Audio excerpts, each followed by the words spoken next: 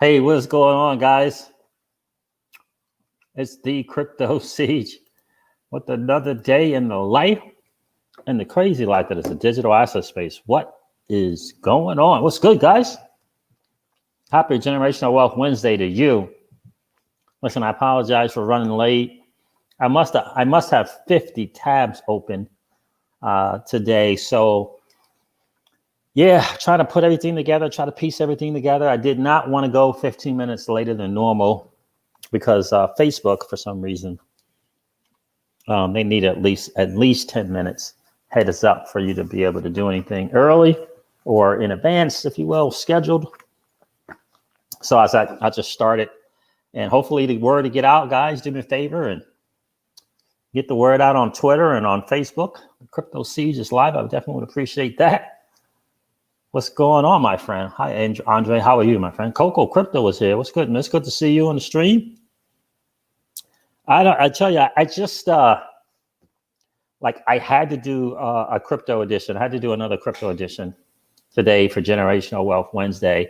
I was going to do the Wealth Wednesday on the power of how big do you see the space? How big do you see it for you? Tell me what your vision is like. Because I gotta tell you, I believe that most people are thinking way too small for this digital asset space, like thinking way, way, way too small. Wow, gotta tell you. So the Flare network is bigger than what I thought it was. I'm not sure for you, but it's definitely bigger than what I thought it was. The Flare network, the IMF comes out with something that is hugely powerful. We're going to cover that. Now, I was on the road this morning with my daughter, and I heard about this IMF thing from King Solomon. And I was like, oh, man, I'm driving and I'm listening. And I'm like, man, I need to be able to look at this and see this. And I said to myself, I bet you Mickey B. Fresh is going to put something in the freaking Telegram and the Telegram group. And yes, he did. He laid it out in Telegram group. And I got to tell you, wow, it was absolutely.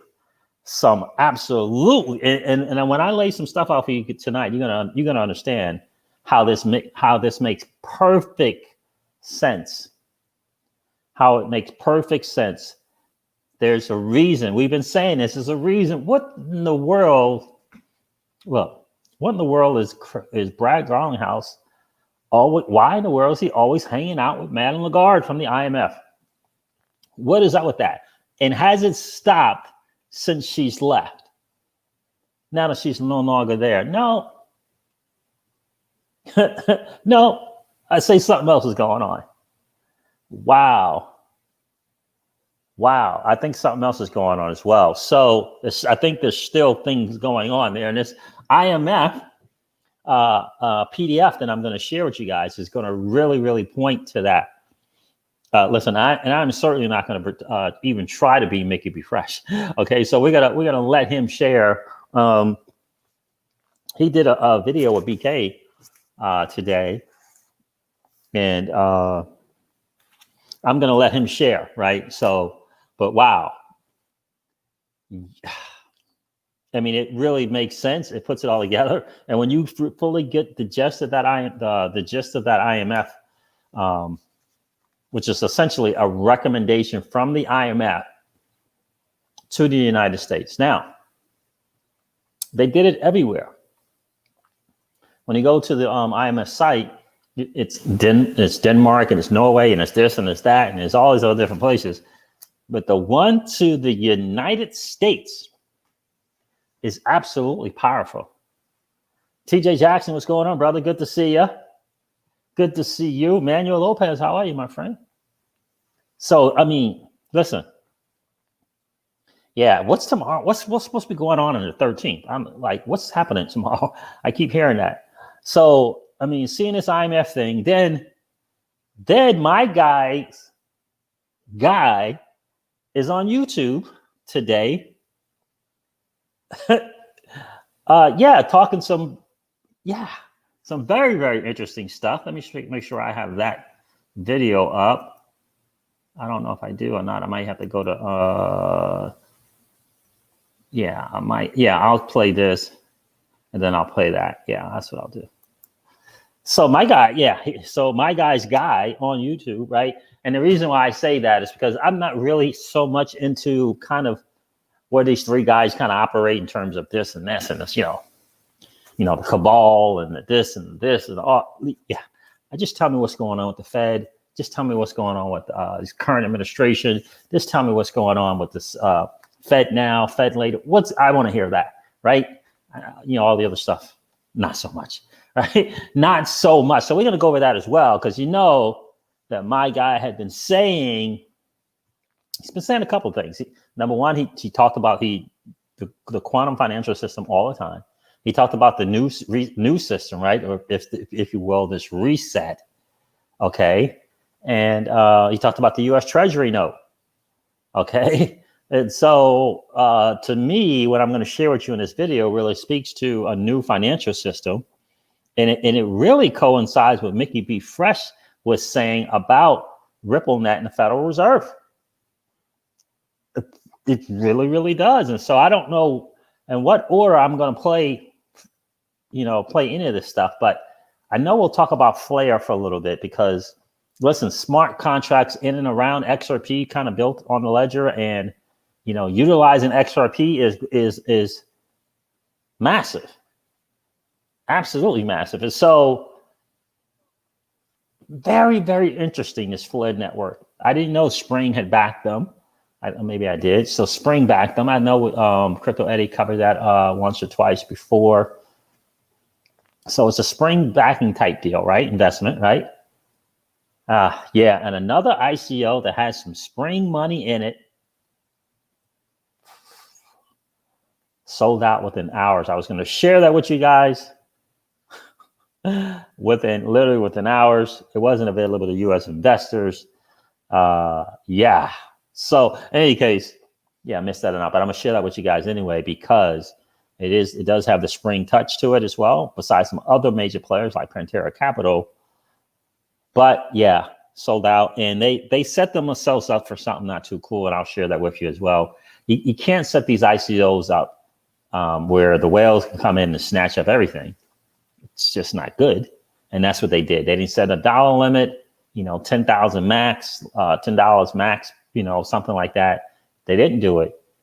And so my guess is, and now they're in their Telegram saying, we apologize, right? Because they could tell that only a few people got in that. A few, what I mean, it's probably maybe 1,000, maybe 800, maybe. And the normal Jane, the average George Jane didn't have a shot because one person is just snatching up so many of them. So in any case, we'll talk about that later. But Shane, that's what's up, bro. Good to see you.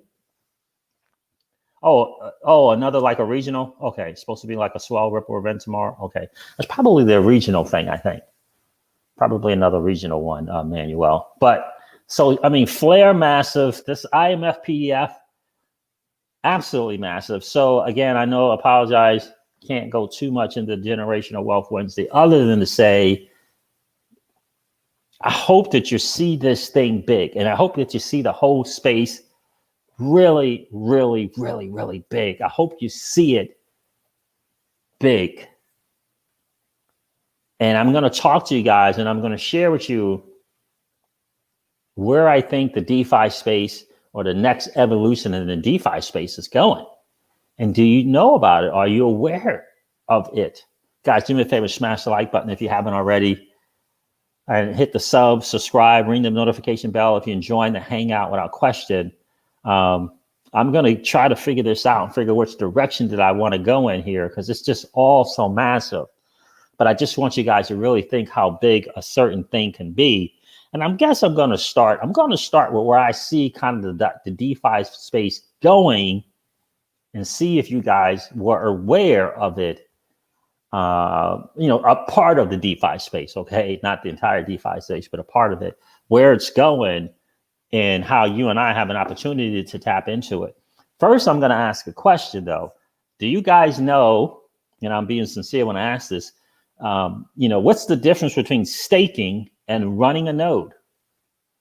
Like, what's the difference between staking your digital assets and running a node, right? Got a lot of VeChain people in the family, right? Probably got some Matic and Link, certainly got some Link people in the family. What's the difference between staking and you personally running a node? Let's see. Let me welcome some people in here. Did I miss 416 Crypto? Good to see you. Dano, what's up, brother? It's good chatting with you today. In the comments. Captain XRP VET. Nice. Good evening, brother. Good evening to you, man. Where are you checking in from, sir? Captain XRP VET. Where are you checking in from, brother? Raymond Scott is first. Hey, Will XRP. Siobhan says she has no idea. Anybody know? It's Cody is not, I mean, it's not dead, but I don't know if they're, like live doing something, if that's what you mean. Alex Yeet, I missed you coming in, brother. What's going on?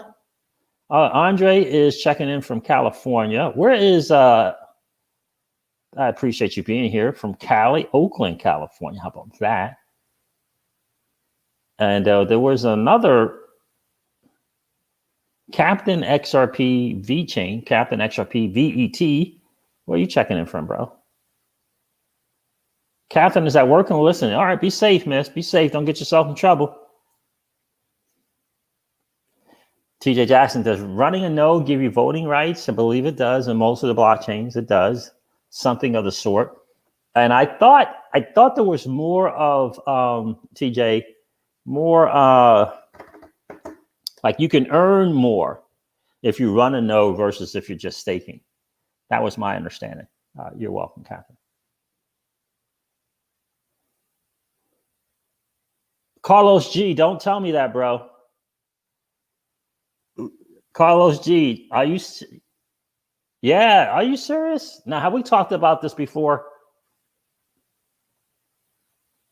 Yeah, in fact, I was just chatting with Ryan Griggs, man. Let's just chat with him. Steve, so random, loving the content. Steve, thank you, my friend. I appreciate that, brother. David H, how are you, bro? So, anyone else here? Anyone know the difference between staking? When I say the difference, I mean the advantages thereof between staking and running your own node. Those bears in the building. What's up, brother?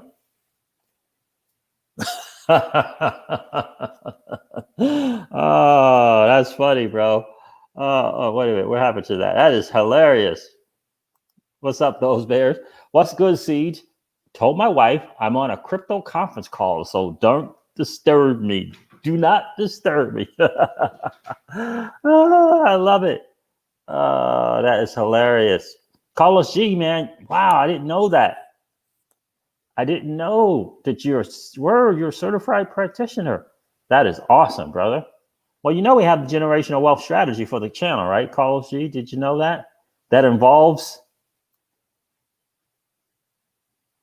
the dividend paying whole life insurance. Did you know that?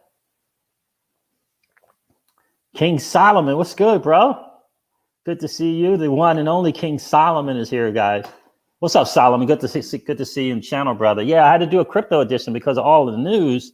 Number one, I was just telling them, Solomon, that you laid down some information from the IMF. And I was on the road. I was on the road with my daughter. We were headed out to an appointment.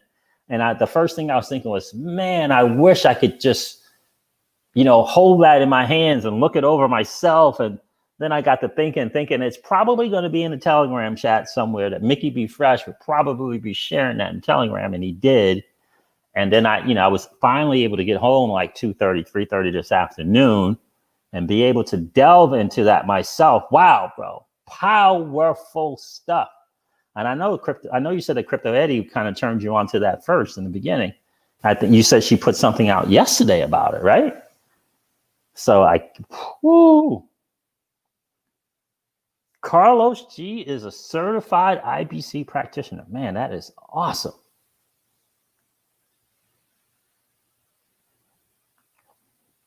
That is awesome. So yeah, I think you're right about that as well. A higher staking interest. Yeah. And so do you know the difference, Solomon? I was asking. Yeah, I pulled up like 2 or 3 of those too, Solomon. I was asking Solomon if anyone could kind of spell out or share with us the advantages or disadvantages, if you know them, between staking and running your own node.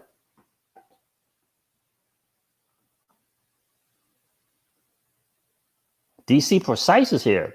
Wow, good to see you, my friend. Bobby, XRP, XRY. How are you, bro? Yeah, because listen, I came across something that I think is going to be one of the next evolutions in DeFi, and that is you and I running our own nodes. You and I running our own nodes. And then Bobby says it right there. You will get more rewards running a node. That's just what I thought. This is what I thought. And so I had come across this platform where it gives everybody an opportunity to run their own node. And I'm looking through it Look, I thought the concept was great. And so I hopped in and put some fiat dollars into it, right? I mean, it was going crazy. And I think it's kind of weird. But yeah, so I'm putting my money into this thing and I'm reading. I'm like, are they saying what I think they're saying? They're saying that anyone can run a node? Because at first I thought it was kind of dependent upon how many. Generally, you have to have a certain amount of VeChain to run a node, for example, right? So Captain XRP VET, you probably know this, right? Generally, watch the minimum requirements, right? Generally, you have to have a certain amount of the particular asset to run a node, right? You got to have a certain amount. I don't know. I think it's a million VeChain, I think, to start to run a node, right? That type of deal. Well, that is no longer the case. From what I'm reading and understanding in the videos that I've been watching, that's no longer the case. So my thing is, if you're able to run a node and it's no longer this massive, $500,000 or $1 million of a particular digital asset to run a node, wouldn't more people participate in that? 1.6 million. So that's the first level of a node, is Bobby XRP XRY is saying.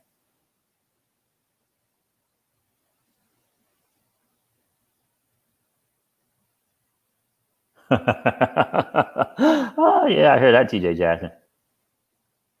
Yeah, and so legendary. We're going to talk about something. Look, I think it's revolutionary. I think it's another evolution in DeFi. I'm going to share with you guys something that the Ankr network is doing that I think is hugely possible. And I just think that a lot of people were maybe paying more attention to the Ankr price, the Ankr network price, and not what the Ankr network was doing. I think that is the case. So we're going to cover that a little bit.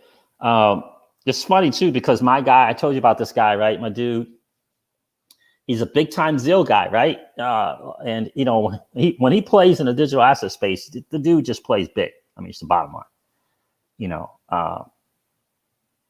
He just plays big. He has tens and tens and tens of thousands of dollars per play. Okay, this is what it is. What it is, right? Genius of a business guy.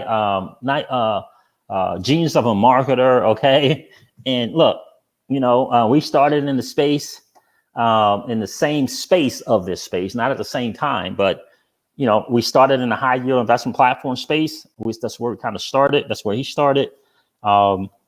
But he had his marketing game was a lot better than mine back then, and he was a lot better, and he was able to really take advantage of that and leverage that to his benefit. But in any case, Big, big, big. So I told you one time that he had like 10 or 11 million, right? Zilliqa, like 10 or 11, somewhere around there, 10, 11 million, right? Flat out told me 80 grand, okay? 80 grand, 80 grand into one digital asset. Right. And I was thinking, man, what in the world? Why? You know, just all this kind of different stuff like that. And it's funny because it kind of, I had really just kind of missed the real world bigger picture to it, I guess. Here's the thing. Does anyone here envision themselves being able to passively live off your digital assets? Passively, just it's passive, right? Miss Crypto C says I do. Yes, Miss Crypto C says, yeah, I definitely see that, right? So do you see yourself living passively off your digital assets? Codius is live. Hello. No, Codius is not live. I mean, it's not dead, but it's not, you know, there's no news about Codius. The Flare network is another thing.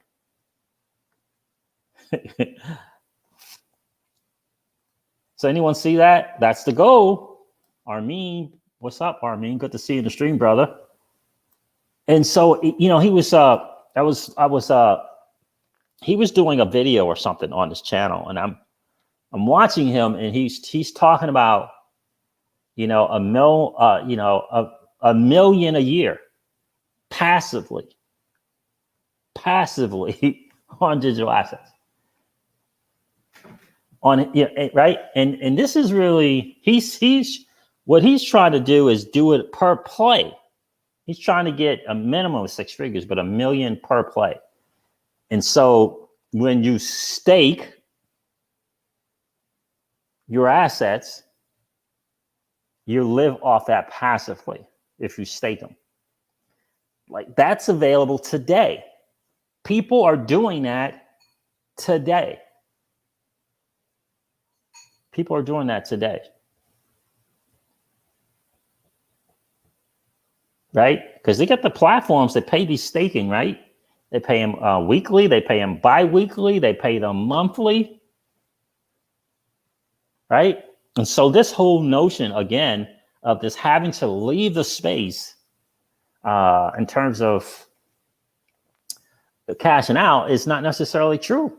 You can stay in the space and live a very comfortable life. Anybody ever thought about being able to make 6 figures a year passively and still holding on to your assets? I mean, 6 figures a year is a good start, right? That's a good start. X Rapid the creator. What's going on, my friend? Let me show you something. I'm going to share something with you guys. And that's just, again, this is somewhere I see the evolution, in my opinion, of staking. If there's a benefit, or if there are if there are advantages to running a node without necessarily all the requirements to do so, I think a lot of people would do so. Well, let me share something with you guys that I think is going to be a game changer. I think it's revolutionary, and I know it's revolutionary, and I think there's only one person, 1 to 2 out there. 1 to 2 out there. Now let me share the screen. And I think what happened is I got so caught up between this and Elron and Pla that I wasn't really paying attention. I remember I read the stuff, went over the white paper a little bit, and I thought, yeah, that's a good idea. Looks good to me. I think I could see long term that's happening, and I just kind of let it go. I didn't really, I looked at it, researched it. I said, yeah, that makes sense. I'll take some of my hard-earned fiat dollars and I'll put it into the platform. Right? That's what I did. So anyway, so you can see from a percentage gain, it's doing okay, right? From a percentage gain, right, it's doing okay. 184% in 30 days, 7 days. If you probably went to Coinbase, it's probably even greater than that. right? It's probably even greater than that. But let's do something over here. Well, what is the Ankr network? What is the Ankr network?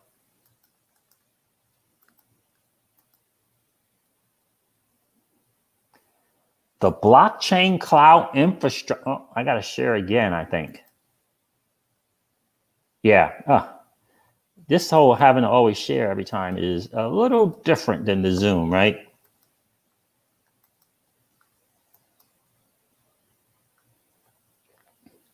Make sure you guys can see that. Yeah, you got it, right? The blockchain, listen to this. The blockchain cloud. 2 words, blockchain cloud. Infrastructure for Web 3.0.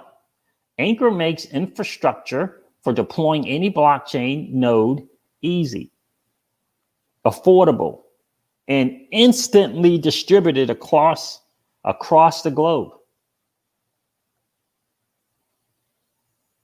Deploy a blockchain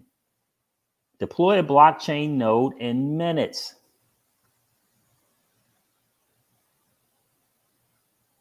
Trusted by blockchain pioneers around the world: Binance, Harmony, Matic, LTL Network, KuCoin, Oasis, Zilliqa, Vite, Prometheus, Ontology. Ontology, man, you about to talk about a platform and a team that is going to work and just establishing a partnership after partnership after partnership. I mean, just collabing and collabing and collabing and collabing on projects with other people all of the time.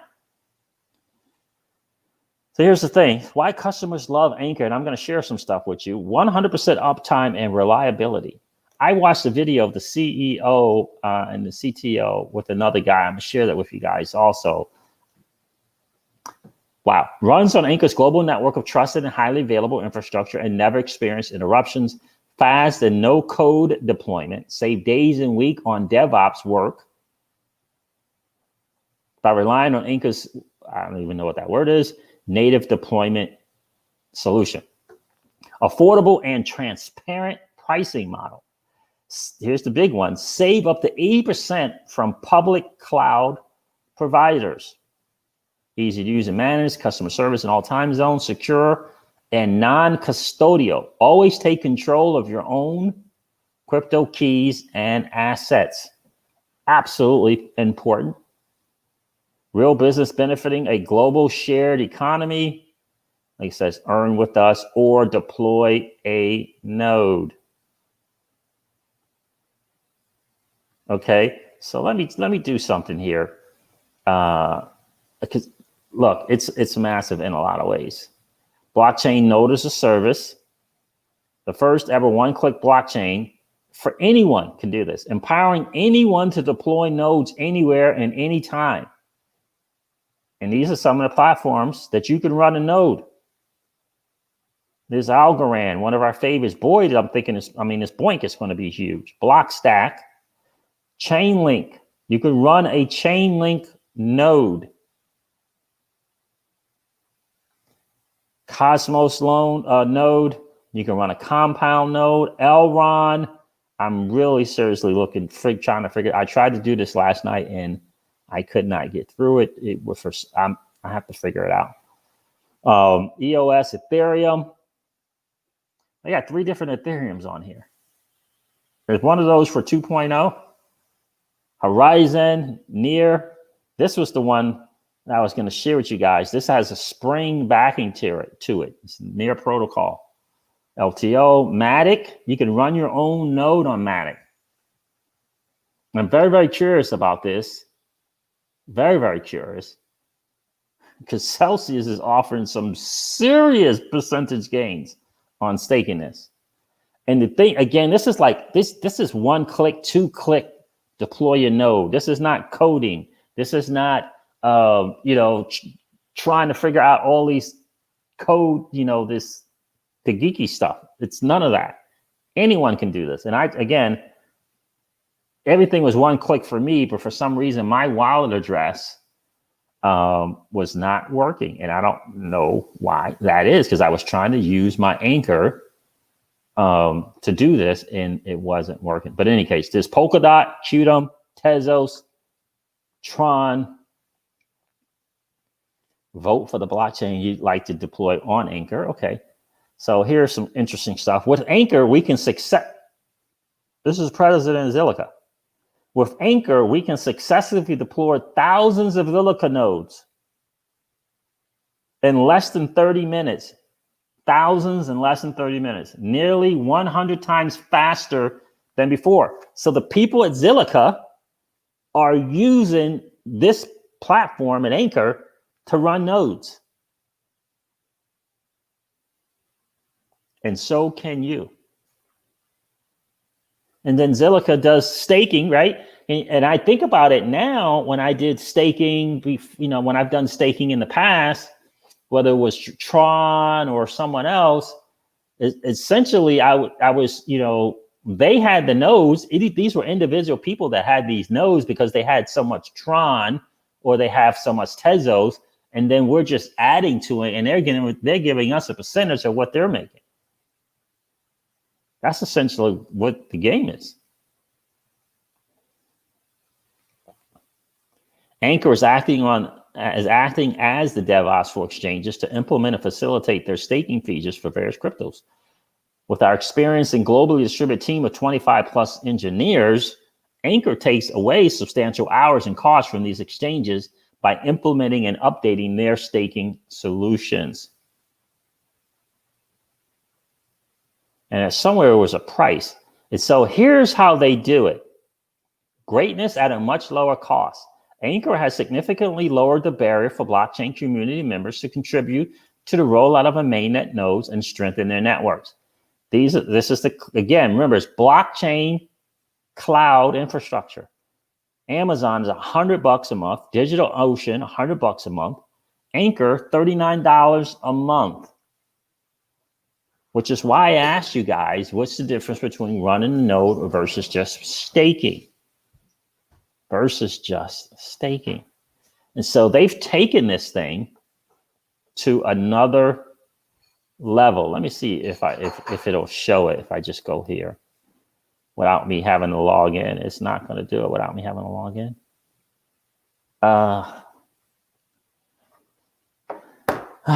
Let me see. I want to show you, just kind of give you guys an example. It's up. Log in. All right, let's see if that works. Yeah. Just give you an example of how this works and why it works so well. You can see the different prices depending upon the asset, right? You see for Avalanche, which I've heard a lot of things about Avalanche. And in fact, I believe Mickey B. Fresh or the CTO at Flare mentioned Avalanche. $19 a month, right? Now let me use this one as an example, see if it says something. It tells you kind of what you need to do, right? Essential info.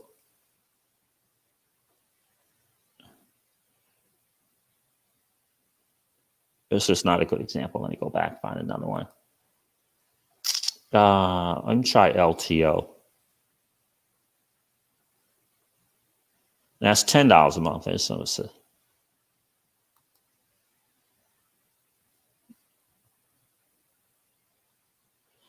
is okay, whatever, right? No network inflation, mining rewards and transaction fees paid by network users calculated. While 1,000 LTO is the minimum requirement for running a node, right? Some of them have these requirements. It will most likely not yield frequent rewards. Check the calculator to see what you can expect in general to get while staking the LTO, right? And so what they're doing here by allowing you to run these nodes is, again, it's not the millions or the 6, 7, 800,000 of a particular asset. You can start, there are minimums that you can do, and you can operate a node with 1,000 if you wanted to. Yeah, and they point out the fact that it's not going to get you that much, but you could start there, right? One of the things that I found interesting is that you can pay this $19 a month 3 different ways. For example, so $19 a month, $49 a month to deploy Algorand. And that tells you a little bit about the Algorand.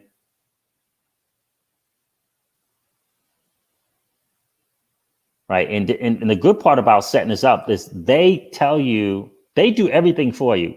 The CPU and all the different things that is necessary, they do it for you.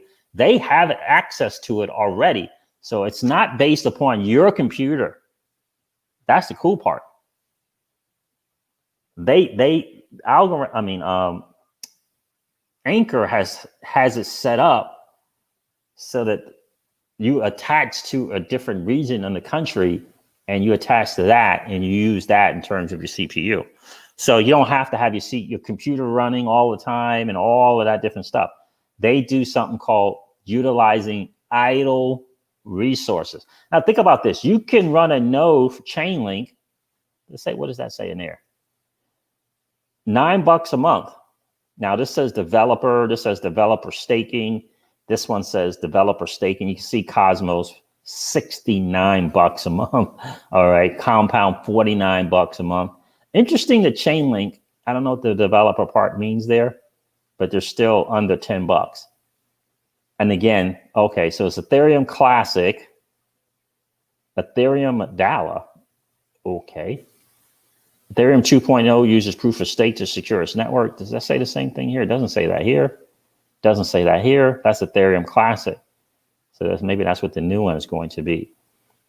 But in any case, guys, and again, if I walked you through it, I could show you how simple it really is to use this. I encourage you to go check this out, Ankr.com, or you can go to app.ankr.com. There are some YouTube videos. One of the guys that's pretty good is Ankr Army, ANKR Army. Okay. He does a really good job of sharing that. But my point to that is, if you can run a node, and they have 3 ways to pay. You can, the $9 a month, you can pay in your Ankr, if you have Ankr. You can pay in BTC or ETH, and you can pay with your regular bank card. You can pay with your bank card. And my thing is, it feels like it would be hugely beneficial to run a node versus just staking, especially if you can do it with a few clicks, if you guys know what I mean. If you can do that with a few clicks, I think that it would be massive. Harley Hodler. What's up, Harley? Harley Hodler. How are you, bro? Good to see you tonight, man. Good to 84 people on the stream, guys. Do me a favor and smash the like if you haven't already. It's a no restaurant is exactly right, Dano. Smash the subscribe button if you haven't done that, and ring the notification bell if you're enjoying the hangout.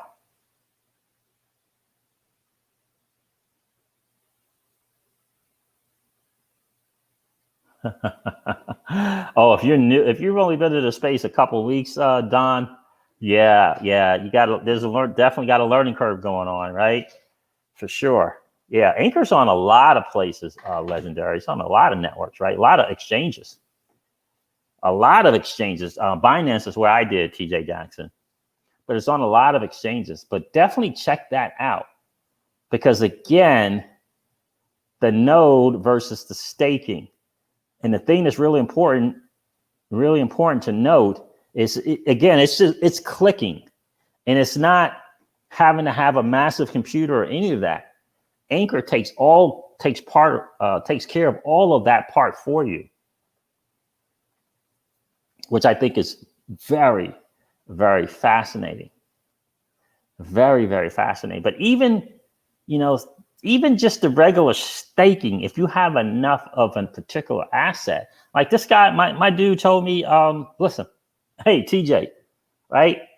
This dude, he just found out about the Ankr network, right? Just found out. We've known about the Ankr network for a while. He just found out. He just got his tokens yesterday. TJ Jackson. He just got his tokens yesterday. Okay, just found out about it. And he has over 6.5 million. 6.5 million. We were buying this thing before it was a penny. It was 000 something, right? 006, 004. He finds out about it, $6 million.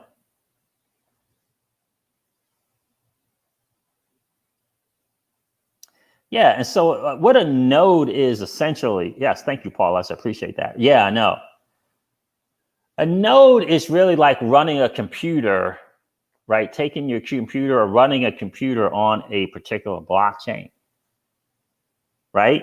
Which requires generally a certain kind of computer or computers. You got to have, generally in years past, you had to have some strength to your computer besides just having the tokens. Not anymore. Not anymore. So that's essentially what a node is. It's basically a computer on a network. That's basically what you're doing, is you're running your computer, kind of in a sense allocating your computer power to help secure a particular network. That's essentially what you're doing, right?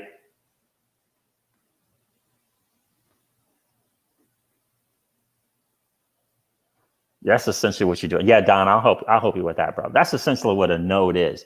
And the way it's been in the past, it worked is that the nodes generally earn more rewards than people that were staking. So a lot of people would try to get in early in ICOs or try to get assets early enough so they could buy enough of a particular asset like VeChain, right? Like a lot of people in the VeChain space, their goal was try to get to 1 million so they could run a node, so that they could run a node. And that's essentially what a node is. But I always knew that there were always more rewards to running a node versus only staking. And I want to preface that with saying staking, you're still earning interest on your assets. So it's nothing wrong with staking. But if you have an opportunity to run a node, for $8, $9, $10 a month, Chainlink, you can run a Chainlink node here for $9 a month and earn Chainlink. You're earning Chainlink, right? So I think this is the evolution, in my opinion, in the DeFi space. I really, really do believe that. I think that's the evolution. So guys, go check out Ankr.com, ANKR.com. And, get yourself an account. Doesn't cost you anything. Then you can go to the app.ankr.com and you can check it out. There are some videos on YouTube. All you got to do is search ANKR network. One good guide there is Ankr Army. It's not a lot of footage. And Ankr Network does have their own YouTube channel. But I really do believe that is the evolution. Ankr's 2 cents. Where is that at? 1 cent. 1 cent. Yes, Don, and I'll make sure that someone gets you some help, brother, because I am an ambassador for the Celsius network, and so we definitely want to make sure that you get that cleared up. Pay me money back is just here. I don't know what the VeChain nodes are, bro. I just know that you got to have at least 1 million. Someone said 1.6 million to be able to run a VeChain node. 1.6 million VeChain. So to me, yeah. Hey, Jackie, good to see you. That's kind of the evolution. But don't just disregard the staking. Staking is cool, right? Staking is very, very, very, very, very, very profitable. I'm going to give you an example, just an example. I certainly, without question, my go-to for earning assets on my assets, earning interest on my assets is the Celsius network. Without question, it's the Celsius network. Net. Celsius pays more for staking and putting your assets on a platform and earning interest, if you will. I don't know, they don't call it staking, but earning interest on your assets.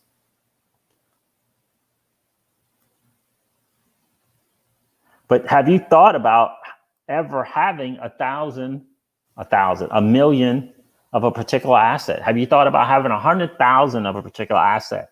And have you thought about earning 10% on that 100,000 in interest. 10% of that's 10,000. It can add up really, really quick depending on what the current price of the asset is. For example, let me go to something that I think you guys should really definitely look at. Let's go to Chainlink.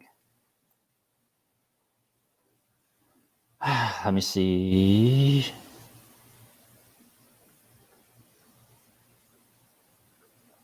Hold on one second, guys. I want to make sure this is, let's go ICO.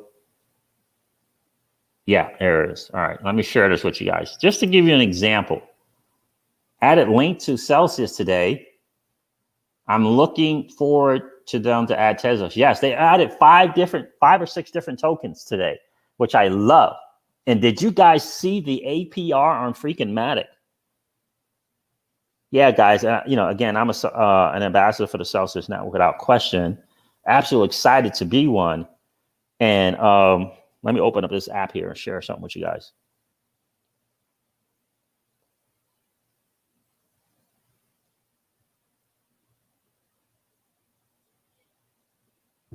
So I got the news.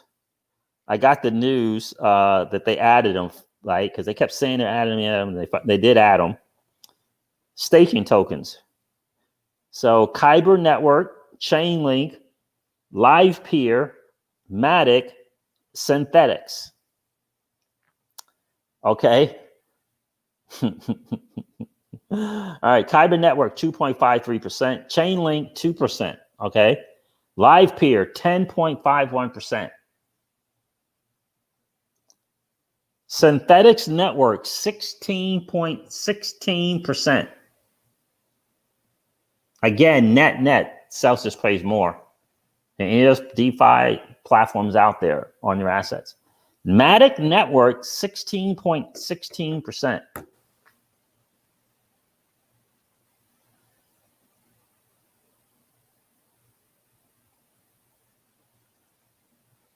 Ah, look at Cryptic Life is in the building. Cryptic Life says he started a node. Dude, I tried to start one last night and something failed, bro. I don't know. It was not taking. Let me ask you this, Cryptic Life. Did you deposit Ankr on there in terms of using that as the payment method? Welcome to the channel, brother. Appreciate you being here. Look at what he says here. What's up, guys? Late, but I'm here. Man, Ankr is a great project. I just learned about it 2 weeks ago. Started my own node. LOL. Which node did you start, Cryptic? You said, yes, I had to deposit Ankr. Cool. Now, did you have to generate a key to deposit the Ankr into, or how did that work? Because when it came time for me to deposit my Ankr from my exchange, the Ankr site was saying that it was a wrong address. So let's chat, man. I'm gonna give you my my crypto email. Like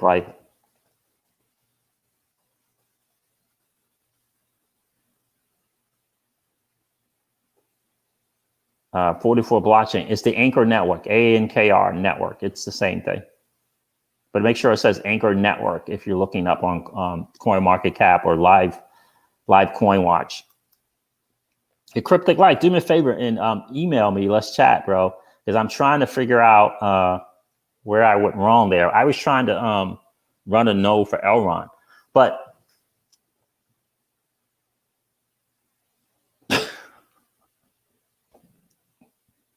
what? What do you mean by cold shoulder, bro? Bro, XRP says, Siege, I went to Bank of America today and was given the cold shoulder until I mentioned XRP.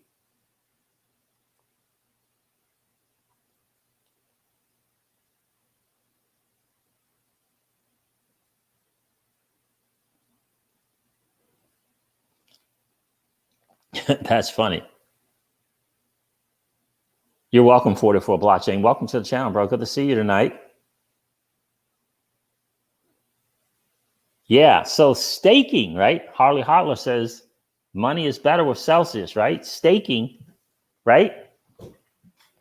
Right? So you got to figure out the dollar cost and all of that stuff. But I got to tell you, I believe the new thing, certainly, I believe is running your own node. If an individual can run their own node, I think that's an evolution. I have so many assets on the Celsius platform for earning interest on my interest. It's unbelievable. They do all the work. There's nothing but for me to deposit it on there. And I love that. I absolutely love that. I really, really do. I love just being able to put it there and they do the work for me. And 16.16% on Matic and synthetics. The difference between Matic and synthetics is Matic is 2 cents and freaking synthetics is, I believe, $2. You know what I mean? So that's a big difference. But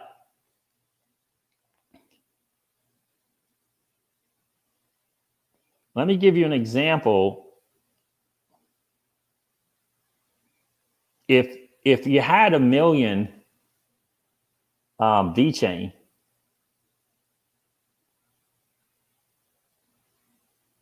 oh, I'll say this. If you had 1 million Matic, we already know on Celsius, they're paying you 16% APR for an example, right? And I'm going to dumb the 16% down to 10%. But it's currently 16%. You have 1 million and you're getting 10% a year. That's 100,000, right? 10% of 1 million. So now you have 100,000 Matic, right? And I just want you to think about that. And I want to put this in the example that it's going to really drive it home because we've seen this happen. Here's Chainlink, right? You can stake Chainlink. The ICO price for Chainlink was, it says this was 11 cents. 0.11, right? So they started out at 10 cents. Essentially, I'm going to say 10 cents to round it off. 10 cents, not 1 cent. 10 cents. And today, Chainlink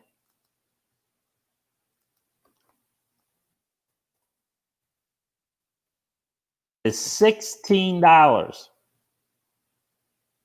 I'm gonna share my screen with you guys so you can see this. I wanted to see if this works. But let me share the screen. Chainlink is $16 right now. Okay.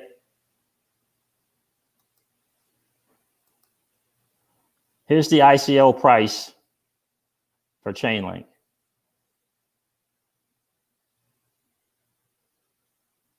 The ICO was in 2017 of September. So for easy math purposes, I'm going to say 3 years.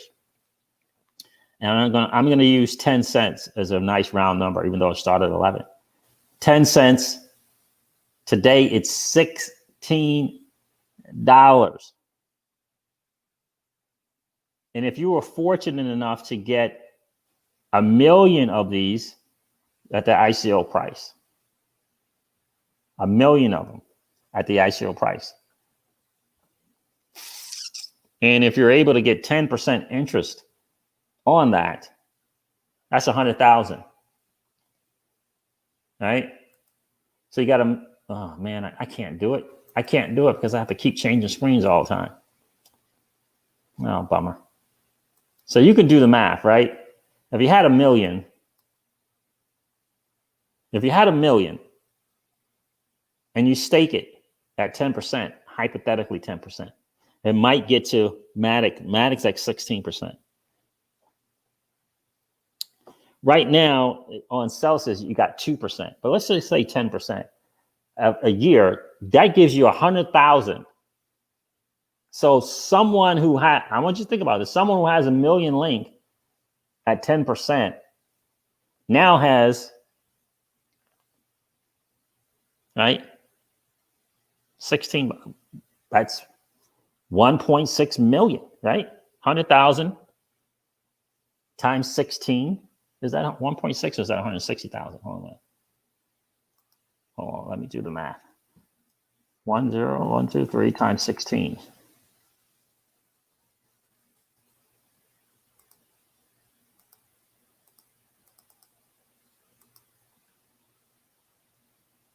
$1.6 million, right? And so it's 1.6 million. And what I want you to think about, we said we're going to start this channel with changing how big you think about, dreaming bigger, of thinking bigger, possibility, change your possibility thinking of what's possible for you in digital assets. Because a lot of people, in my opinion, are thinking way too small, way too small. In 3 years, Link went from 10 cents, technically less than 3 years, 10 cents to $10. In 3 years. 10 cents to $3. Yeah, absolutely. 44 blockchain. I'll get that for you, brother. I appreciate that too as well. Think about that. Guys, 10 cents to $10 in 3 years.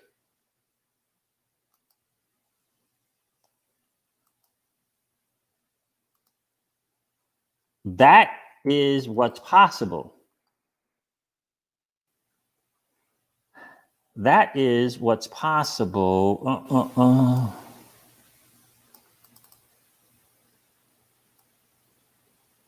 For each and every one of us. Because you can't say it can't happen.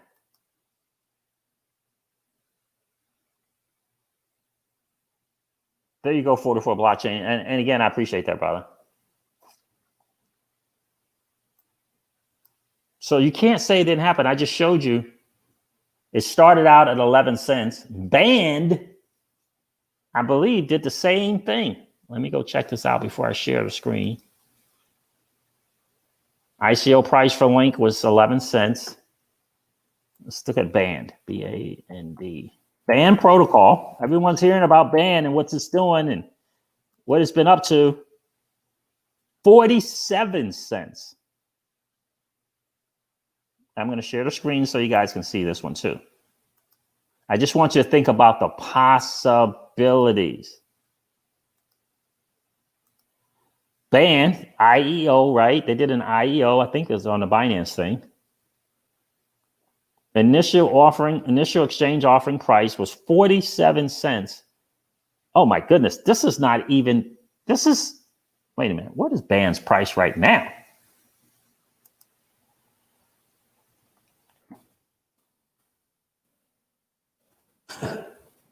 Band is at $15. Okay.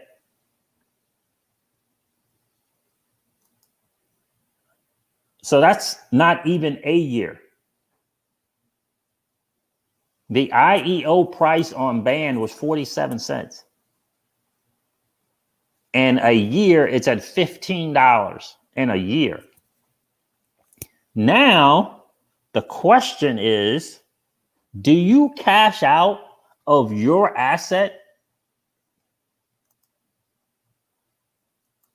Hey, TJ Jackson, do you cash out of your asset in a year? The IEO was September of 2019. Band is at $15. And are you telling me that people are going to go cash out in USD when they got an asset that did that for them in a year? They're going to go liquidate that asset.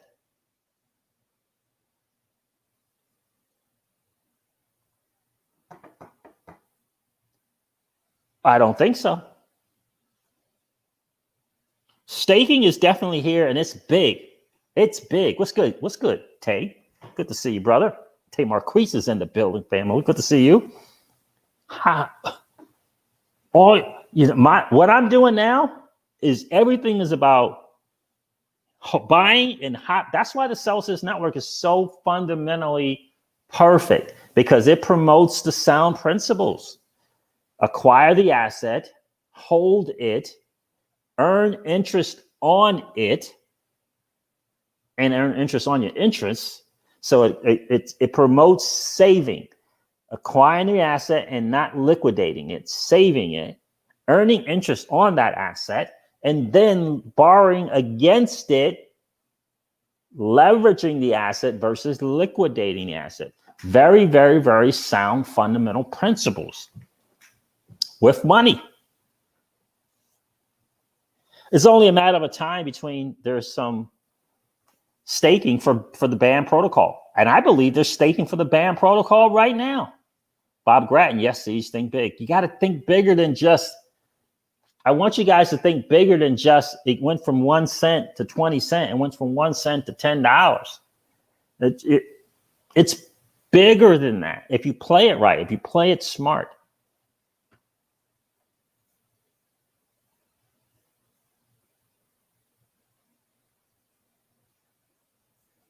Yeah, and that's the other part, Cryptic Life. That's a great point, bro. What scares me and here's the thing, you have to say with some places where you stake, right? What scares me with staking is, let's say this market gets a massive run up, XRP moves to $20 overnight. You have to wait 10 days on some exchanges to unstake. Correct, Cryptic Life. Good point, brother. Not with the Celsius platform. The Celsius platform pays you every week. Anytime you want to withdraw and take it off, you take it off. That's why they pay you weekly. They pay you the interest weekly. There's no hang up. There's no lockups. So you got to know not only where to play, you got to know how to play the game. You got to know where to play it. Where to play it. Could you imagine 1.6 mil a year passive?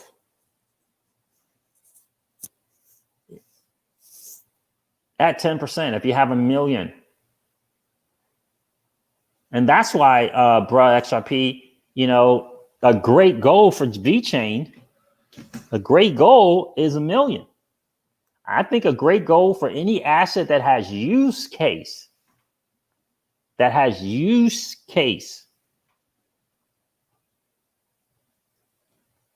is 1 million, or at least 100,000, right?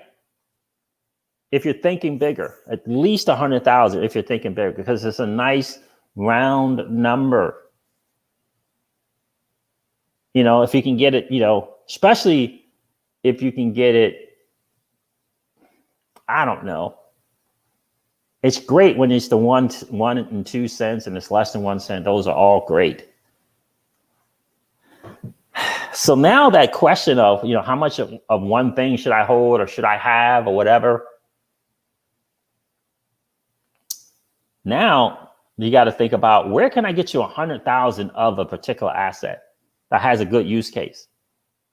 That's still maybe in the less than a penny, 1 cent, 2 cent range that I could invest in every 2 weeks or every week.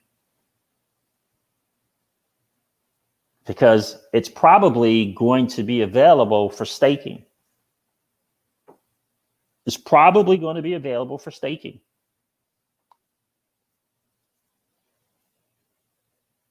And my point is that if you can get that 1.6 million, for example, and live off of that, right? 1.6 mil and live off of it, right? Because you're going to earn 10%, I don't know what the average staking is.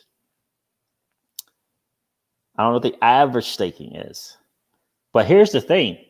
Supply and demand is going to be something, is it not?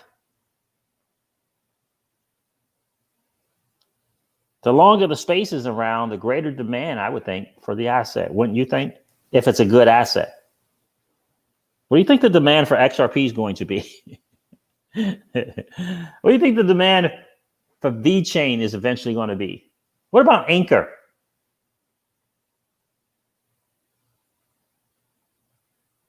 What about Ankr?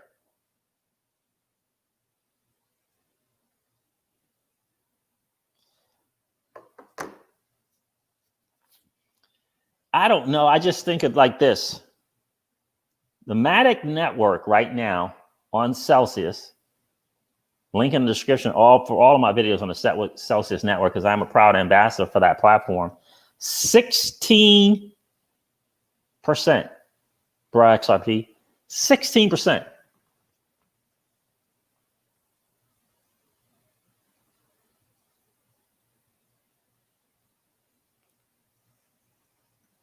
%16%.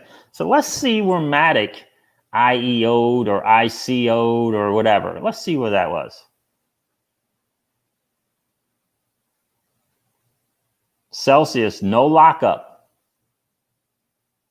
Put it on when you want to put it on. Take it off when you want to take it off.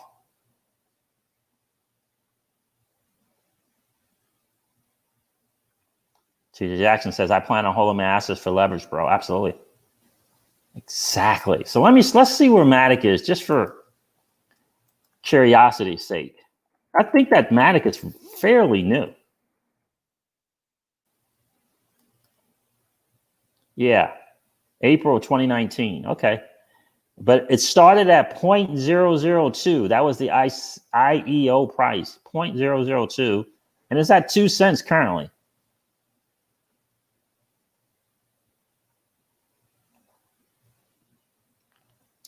I'm just trying to think of the person or persons that got that thing around 1 cent or less. So it started out at IEO at 002. 002. And I'm just trying to think about the deposits of Matic on the Celsius network right now.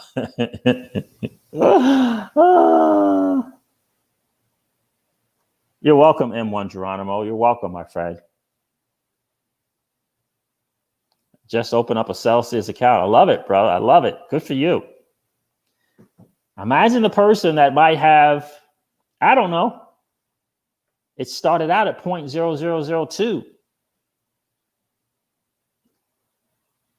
It don't take much to get a million and something's at 0.0002. You're welcome, 44 blockchain, brother. You're welcome. It don't take much. I didn't see Stellar Lumen in there, Sean Rogers from the Ankr. I haven't seen Stellar on there yet. Harley, why do you buy Ankr? I buy Ankr because I believe the Ankr network platform is going to be hugely popular. I think it is the next evolution for those in the space that's been in the space for a while, that they want to kind of, when able, run a node versus only staking. And the bottom line is, blockchain companies use Ankr to run nodes. Like Zilliqa. Zilliqa uses Ankr. They use that platform to run thousands of nodes.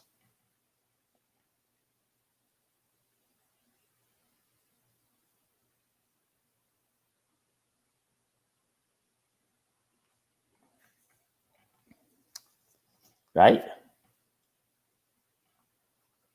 And it's always going to be supply and demand. Not yet, Crypto Soldier. You can't convert them yet. That feature is coming. Are you able to convert coins of Celsius? Not yet, Crypto Soldier. That feature is coming, but you can't do it yet. Lucky Lloyd is in the building. Right?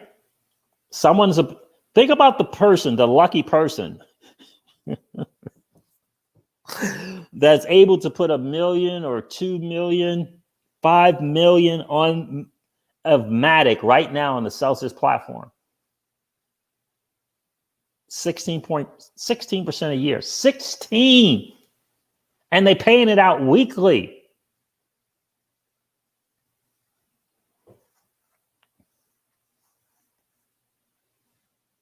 I don't think that's a bad move at all, mind, body, and soul.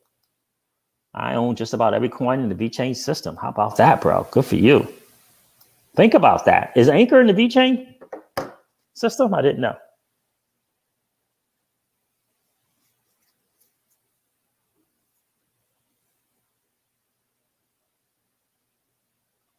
Yeah, I have 1, 2, 3, 4 of those. I got 4 out of those 6, mind, body, and soul. So, are you guys seeing what I'm seeing? This is the potential in the digital asset space. And we always said this, for the crypto features home, we wanted to hit a milestone marker, right? A bench, like a nice benchmark in XRP, and then diversify into other stuff. And that's what we've been able to do. Like Elron, like Ankr, like 8 Hour, right? Like PLA, like VeChain, right? But just imagine that's what's available and that's what's possible. That is what's possible. And I just got to tell you, my humble opinion, I think the next evolution, XRP Vampire, thank you, man. I appreciate that. I think the next, good to see you in the street, brother. I think the next evolution in DeFi, if you will, is in running your own node. I really, really do.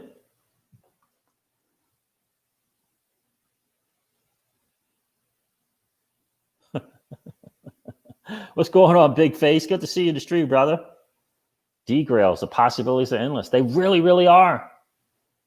XRP Vampire, brilliant channel to included, brilliant speaker. Thank you, my friend. I appreciate you being here tonight. And so, listen, I'm going to go over to the Flare Network now and talk about the Flare Network, but I just wanted you guys to just think about that. And the question is, where do you find these things where you can do your own homework, do your own due diligence, and say, you know what? I want to participate in this ICO. I want to participate in this particular IEOs. Now, historically, if you miss the ICO or IEO, it's not a big deal because it kind of gets to an exchange. That first week it gets ramped up. Within 90 days, it goes down. It goes down back to IEO or ICO prices and even lower sometimes. Has that been your experience, TJ Jackson? Anyone else agree with me on that? That even if you don't get that ICO or get that IEO price, you don't get in on those. Which sometimes, back in the day, it was a lot better to not get in on those ICOs because there were so many scams and they never got to an exchange. But today it's a little better. So you don't have to get in the ICO or the IEO. You just got to understand that when it hits the exchange, when it comes to market, generally that first week to 3 weeks, it's ramped up, right? Big time ramped up.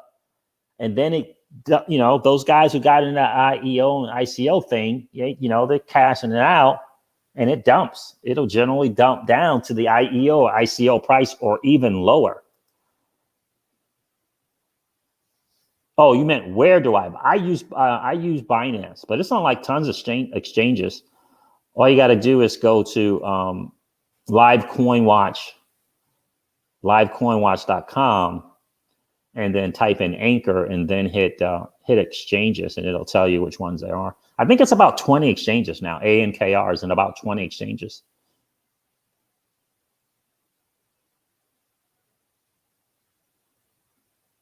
That's right. There you go, Andre. ICOs dumped like 95% of the time back in the day, back in the bad old days of 2017. Absolutely. It's always an initial pump, but then it comes back down. Absolutely. Always. Bobby Axel, right? You're exactly right. John Dell, what's going on? Is that John Dell Senior? Good to see you, my friend.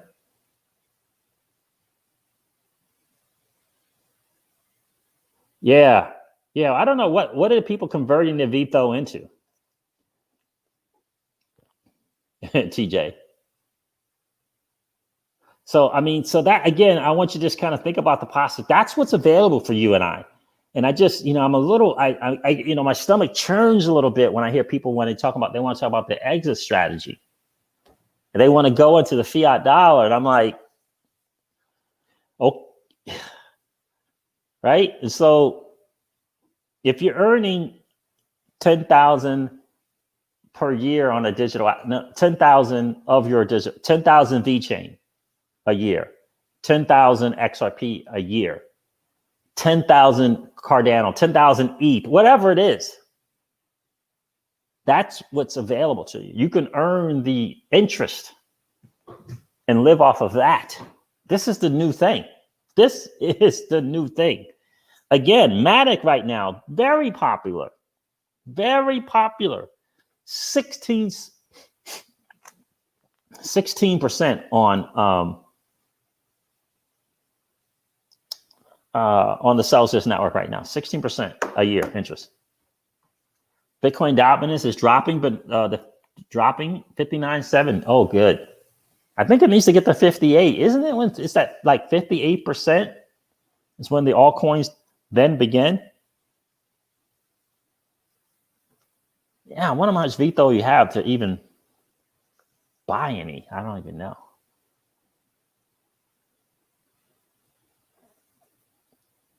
Yeah, and I feel like I'm not earning enough interest on my VeChain. I have it on this I use the Sync wallet.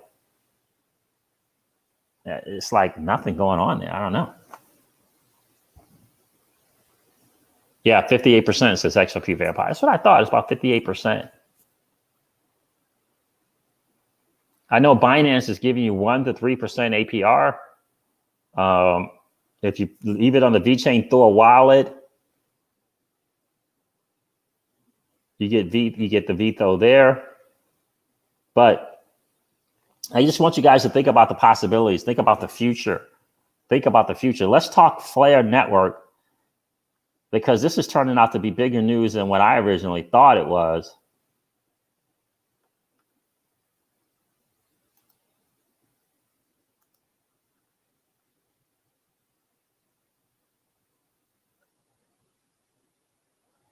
There's a video on YouTube as well. And I got to tell you, XRP and smart contracts, XRP smart contracts, that's the gist of that. XRP smart contracts.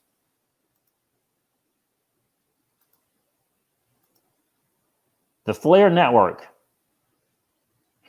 Today, we are delighted to make our detailed plans for the deployment of Flare. These plans can be fully explored by diving into our draft white papers covering the network and its native token Spark, and the trustless integration of XRP with Flare. The papers are in draft form, and there will be optimization changes between now and the day Flare goes live. There should not be changes that materially deviate from the overview provided below. In this post, we aim to highlight what we consider to be the most important aspects of Flare.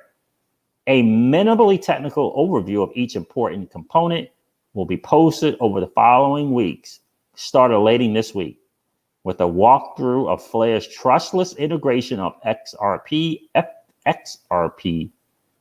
Buckle in.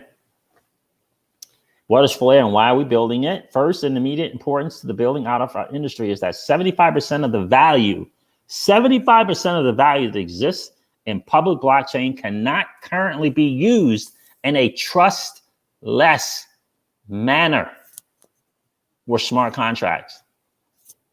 Second, and of both short-term and long-term consequence, there are potential issues with how scaling is being implemented for smart contract networks today.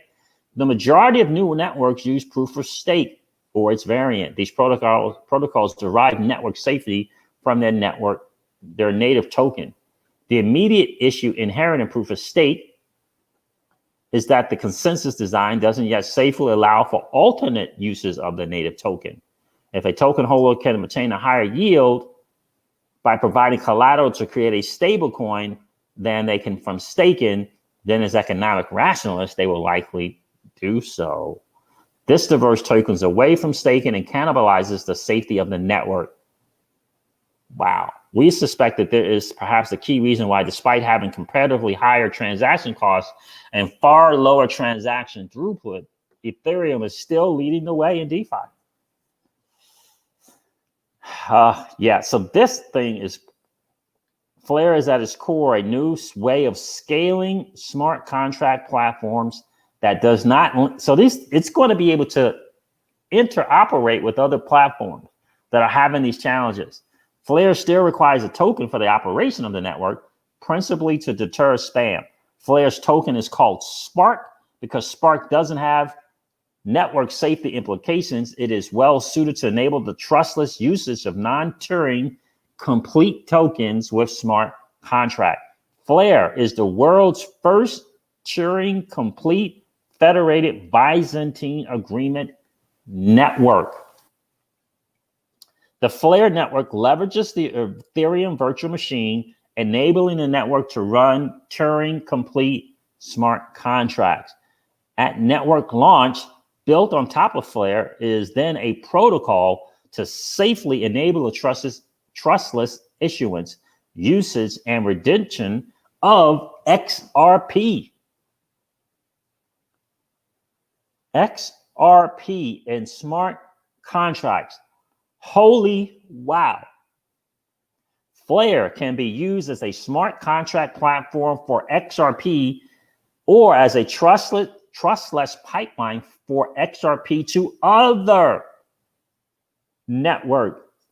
And so what they're doing is leveraging the scalability and the smart contracts. Flare brings together the value of non-Turing complete tokens with the transformative power of smart contracts on a network that can scale for value as well as transaction throughput.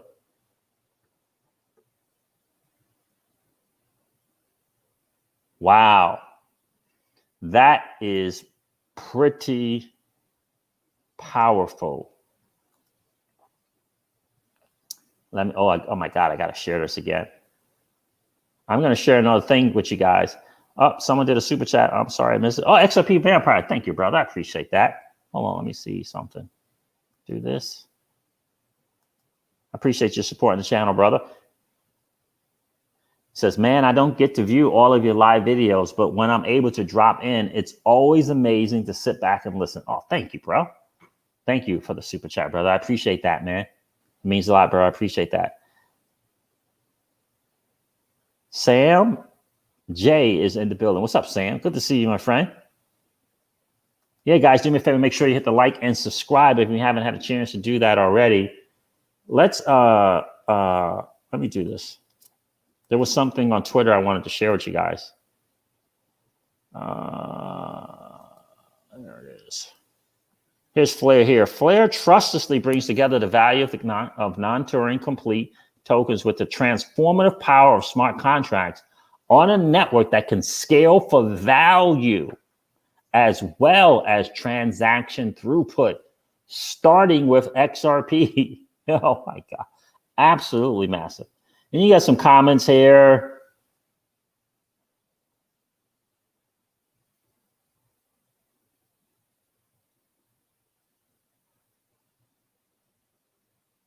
I saw some, here's Leonidas. They're saying something about a 1 to 2 there, but I saw Galvatron say something on here. And generally, this dude, he will eat up anything.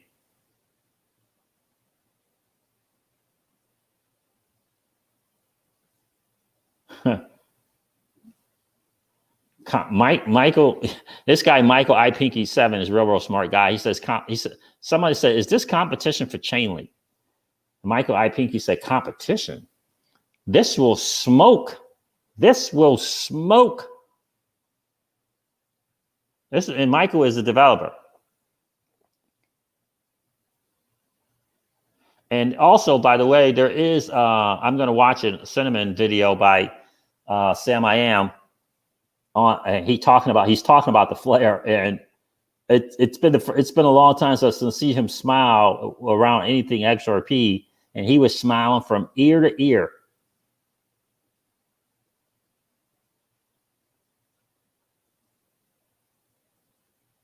Where is that? I wanted to share you, man. Is this Flare or is this a tweet? This is Flare. They had what's the name on here? What's his name? Galvatron. Yeah. Hopefully Galvatron says it's legit. I'll try to find some time to digest it all. It's a mountain of info, but he did say he talked about DeFi. He actually said this was huge, and it's just rare for Galvatron to come, because you usually picking everything apart and saying it's not really any kind of significant news. It's just another partnership, So for him to say something positive,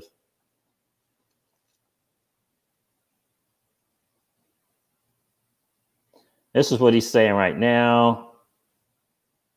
Here's many people were asking me about Flare Network. Let me put it this way: if it were possible to process XRP in a trustless manner on the Ethereum blockchain, it would be groundbreaking. This product claims to deliver the net effect of that functionality.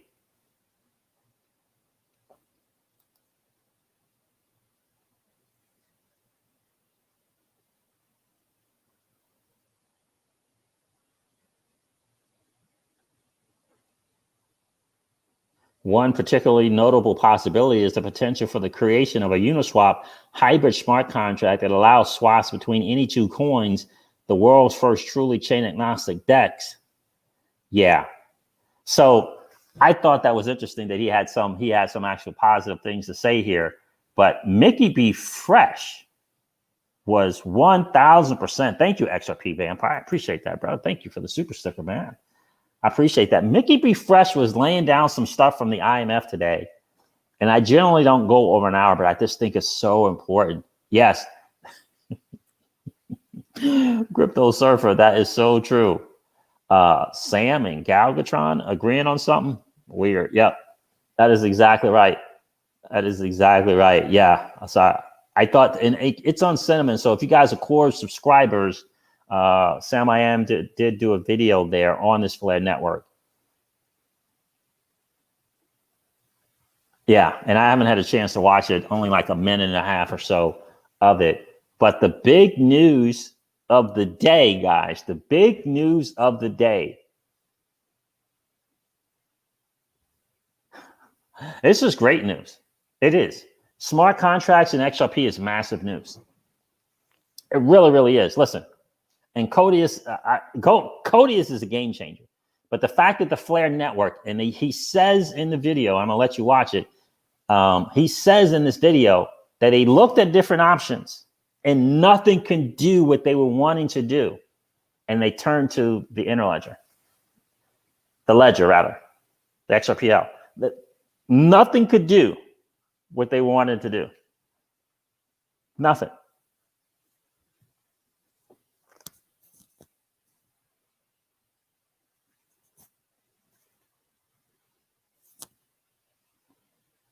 All right, so let me see if I can. I'm gonna share this video and make sure I have the right one up.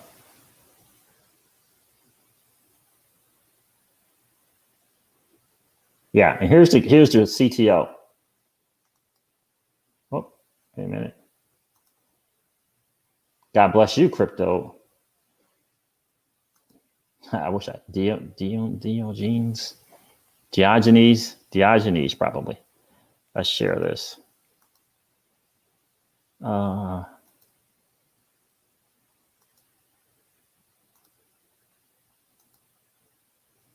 This is a little bit on the flare before I go on. So you have predefined checkpoints when the payment occurs, and this gives you this value of n has to be at least 1. So you could have it say every single block you issue this new this payment occurring to the downstream nodes. But what would actually be useful, like we let any Flare network, it's not just one Flare network, by the way, that we're running. You can have multiple different Flare networks, and we let the networks choose this parameter n.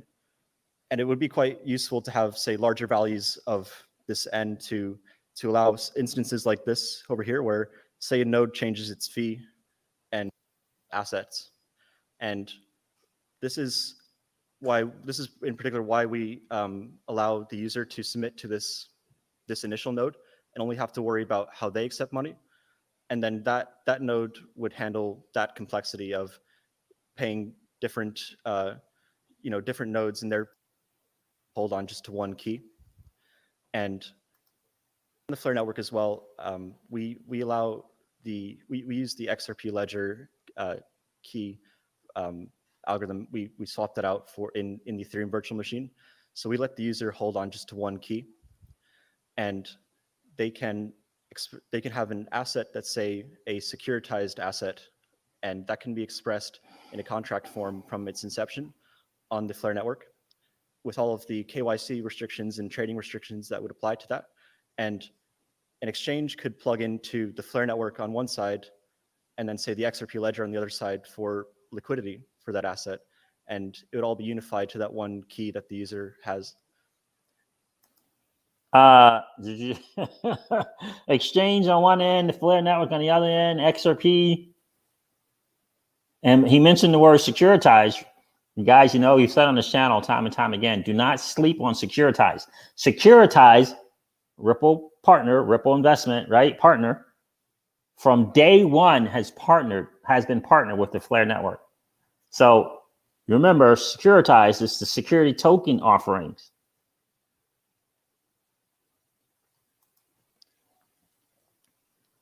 But there's also many other interesting applications that apply, because this network is not controlled by just putting more money into gaining like power for the nodes to gain control over the consensus.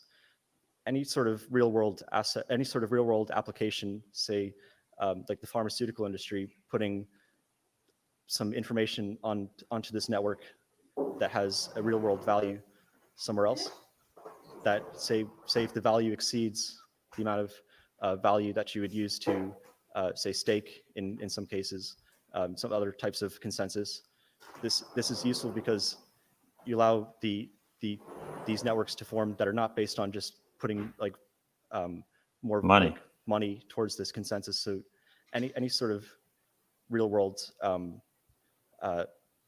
anything with like high value, we think it's quite a that's not can't be perturbed by just spending more money to gain control over the network or trying to get more money. We just see it as like a wow. So he is saying anything of value that you want to put on air. And he's pointing out the fact that it's not going to be money driven. It's not going to, because that happens a lot, right? Yes. Good night, Andre. Appreciate you being here, brother. Oh, thank you, Lingo. I appreciate that. That would be nice. Let's get ready to go to this IMF now, because it's crazy. You should receive 50,000 XRP from Ripple for being an awesome ambassador. Thank you. I appreciate that, my friend. And I appreciate you being here tonight. So let's go IMF. Mickey Be Fresh really laid down some stuff that I just have to tell you is absolutely genius. Absolutely genius. And this is what he's going over. He's going over this document from the IMF. What's that, 40? That they just put out. The IMF put this out. So let me share this. The IMF. We started this. Oh man, now I got to make sure I got the right PDF on here. Let's see.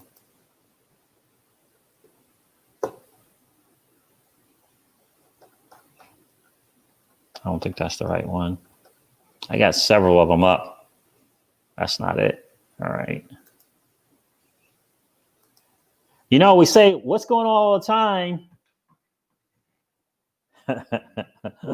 What's going on all the time with the IMF and Brad Garlinghouse always being together with them? Now, Madame Lagarde is gone. You don't see them together anymore. Does that mean the relationship has been severed? Well, I'm going to show you a document from the IMF to the United States mentioning Ripple and RippleNet several times as a solution.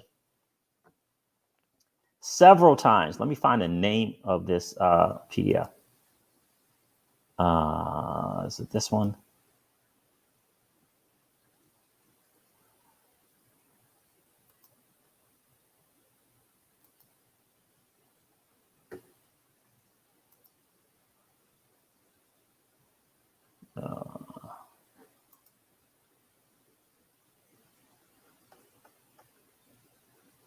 2003.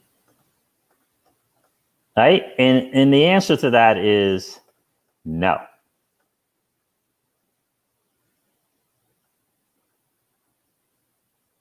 They've got something else going on, and it's really, really significant.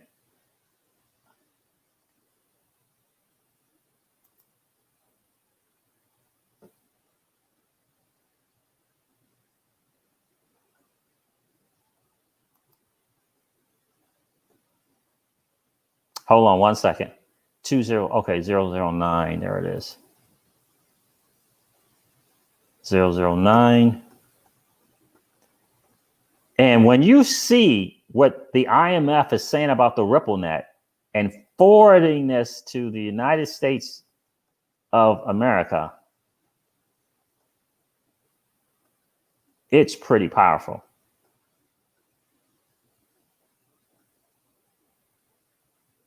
There it is right there. 09. All right, so let's see if I can't share this again and find the right PDF. I have so many PDFs and this thing doesn't tell me which one it is.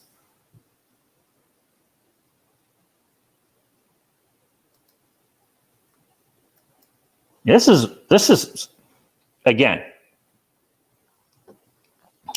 let me share this, the title of this with you guys so you can, this is a letter and it's 5. They did 5 of these. This is one of 5 that the IMF put together, and they did them to different nations. You can see this is dated August of 2020. United States Financial Sector Assessment Program. Technical note on supervision of financial market infrastructures, resilience of central counterparties, and innovative technologies. I'm going to try to do my best to be like Mickey B. Fresh here, but I know that's impossible, but I want to share something with you that I just think is hugely important. It says number 103 here.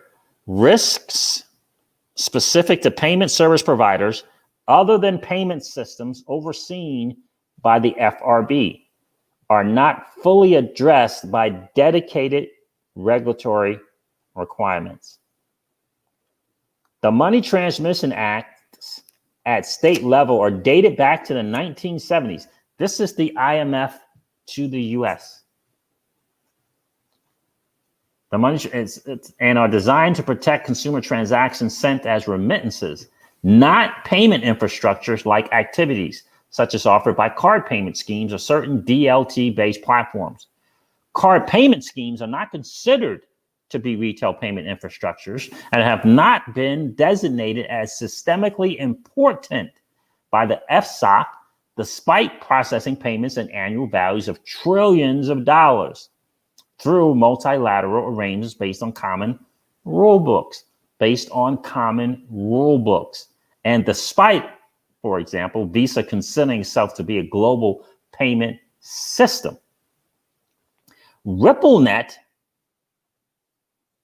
is designed as a wholesale payment system without being subject to the payment system specific requirements, other than requirements posed by banks. There is, however, some limited scrutiny, e.g. by FinCEN and the Federal Reserve. There is no dedicated regulatory regime for new types of digital services, such as gateway services, APIs, NFC access, or digital wallet services. Let me go on to number 104 here, just for an example. Also, network or network-based application service providers, such as RippleNet, are not subject to specific regulatory requirements and do not need a specific license. This is the IMF to the United States, and they did it in different countries, and this is one of 5 different things. Certain new services, such as the offering of digital platforms and networks like RippleNet, offer services that are very similar to those ones offered by traditional payment messaging systems without being subject to any activity-specific regulation and oversight. MoneyGram is using RippleNet to channel remittance payments. The IMF knows about MoneyGram and RippleNet. The IMF knows about MoneyGram and RippleNet. Digital products such as DLT networks are also offered to be used as the technical platforms on which payment arrangements operate, with the provision of network services to financial institutions being based on non-negotiable rule books and conditions. My understanding from Mickey B. Fresh is Jesse Chang is the one, formerly of Ripple, formerly of the Federal Reserve, who wrote the rule books while she was at Ripple.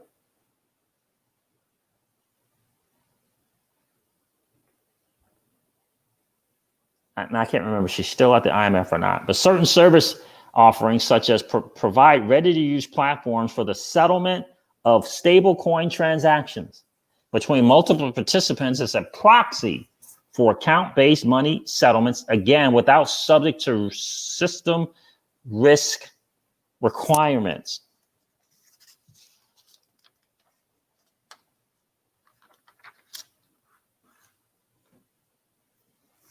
And so let me pause this for a second, stop this share for a second before I go on.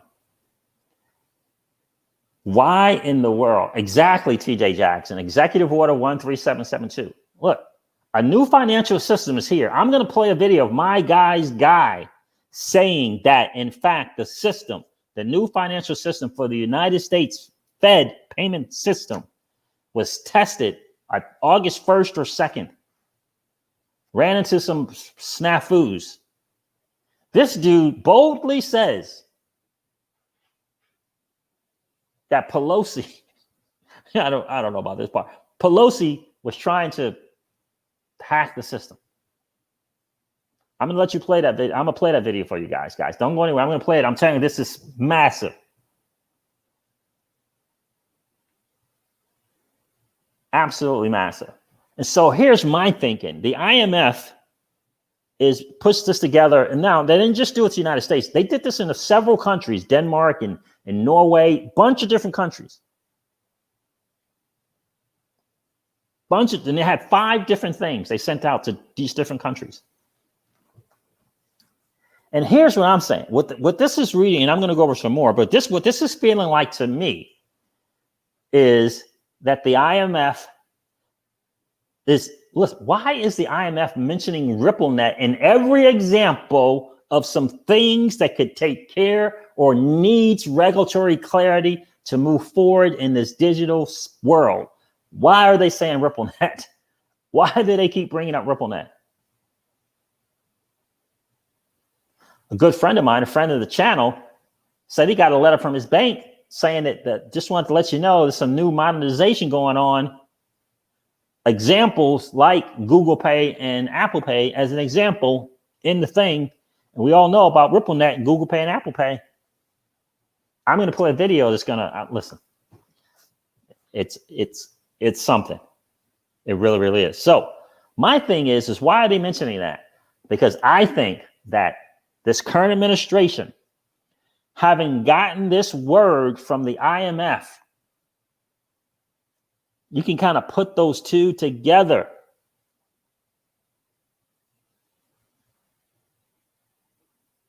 IMF, they put this out to other countries. So these other countries are seeing and reading and hearing this thing with RippleNet and what it's able to do and what it needs from the United States government to be able to continue to do. My understanding is Kristalina Georgieva and is very much in alignment with what this current administration is wanting to do. Like the Executive Order 13772 of a new financial system. Like this current administration's latest, I wouldn't say it's latest, but one of many executive orders that he just put together on regulatory relief for federal agencies, governmental agencies. IMF is coming out with this thing, and several times they mentioned RippleNet. I think it's gonna be some kind of agreement there. That's what it feels like to me. And he's going to say the IMF agrees. What if, like most of us say, this RippleNet thing is going to be put in place? We won't even know. My guy says new system is up. It moves from the SWIFT system to this new quantum financial system. And he either called it DLT or blockchain system. I'm going to play that video for you guys. But let's go over some more of this PDF.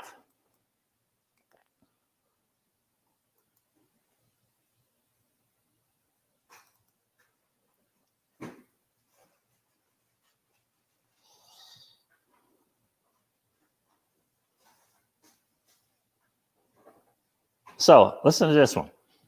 A dedicated regulatory regime suited for certain types of new or existing payment services. A dedicated regulatory regime suited for certain types of new or existing payment services may help prevent the building up of risk within and outside the regulatory perimeter. FSOC has recognized the need for authorities to evaluate potential risk to payment system integrity and operational risk, among other, as well as appropriate approaches to reduce regulatory fragmentation while supporting the benefit of innovation. In view of the possibility of new and existing services becoming systemic in the future, the circumstances under which a payment service provider or its payments, clearing, and settlement activities could be considered as systemically important under the DFA, which is the Dodd-Frank Act, Title 8, could be clarified.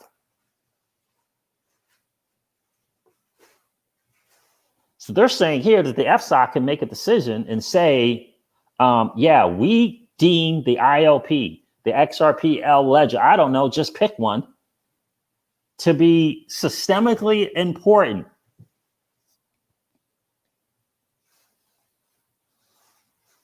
The FSOC could say, after going through this documentation from the IMF, it makes perfectly good sense. And we've been studying and researching and checking into and observing this RippleNet for a long time now, probably in sandbox initiatives that no one knew about. The DLT can be used as a platform for the clearing and settlement of value, including fiat currency, stable coins, virtual assets, derivatives, and securities. And I'm just saying, I haven't seen another fintech company in the good old US of A being mentioned in here.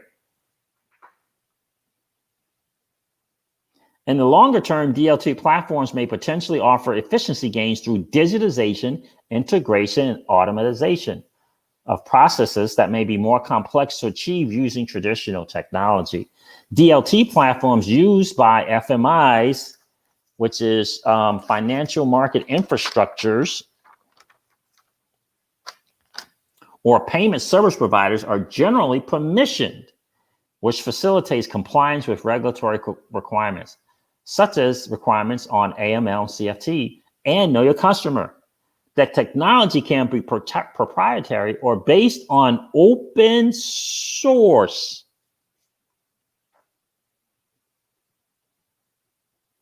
The latter, open source, is seen to be more resilient to the bugs and attacks due to multi-party scrutiny.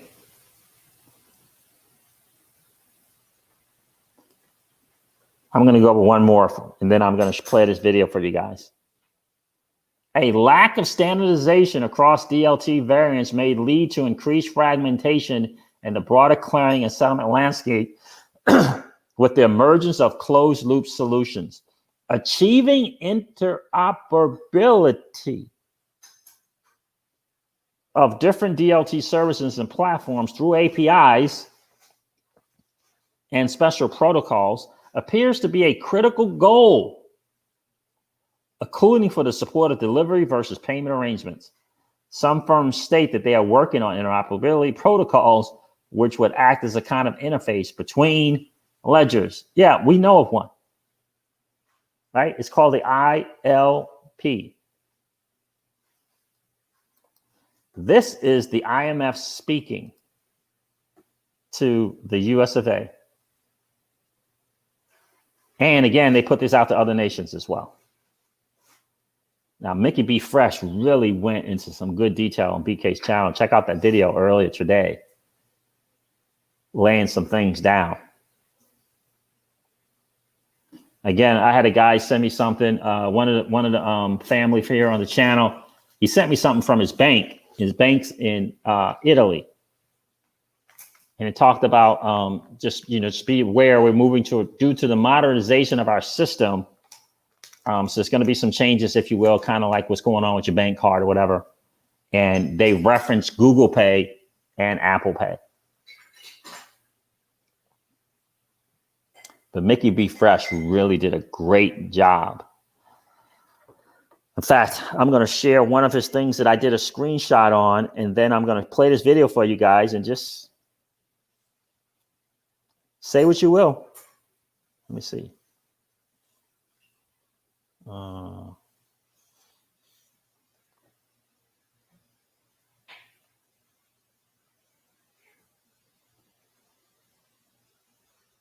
These two reports are solely focused on recommendations to the United States capital markets from the IMF.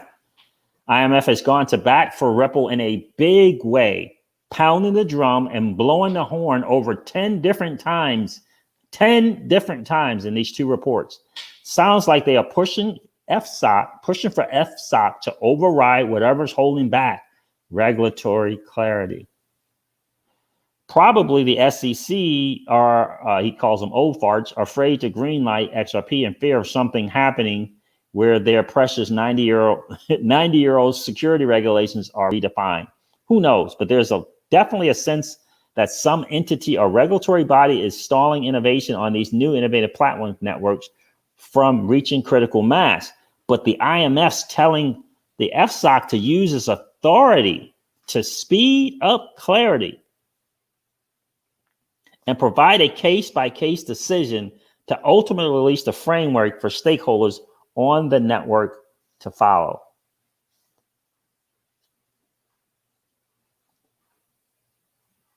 There's a second IMF report on recommendations for the U.S. capital markets regulation.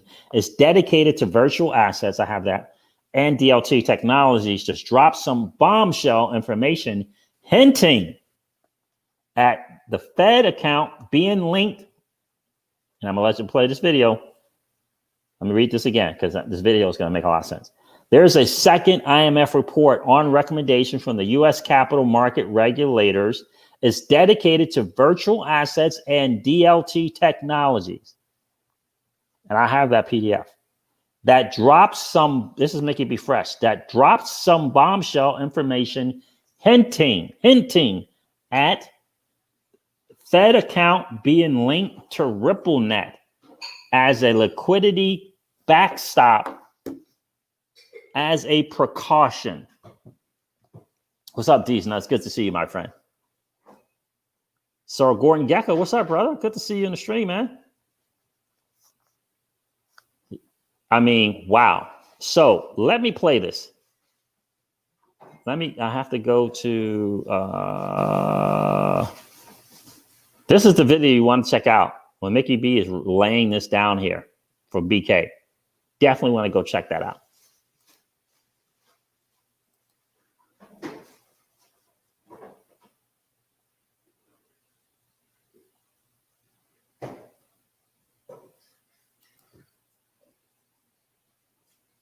Listen to the beginning of this thing.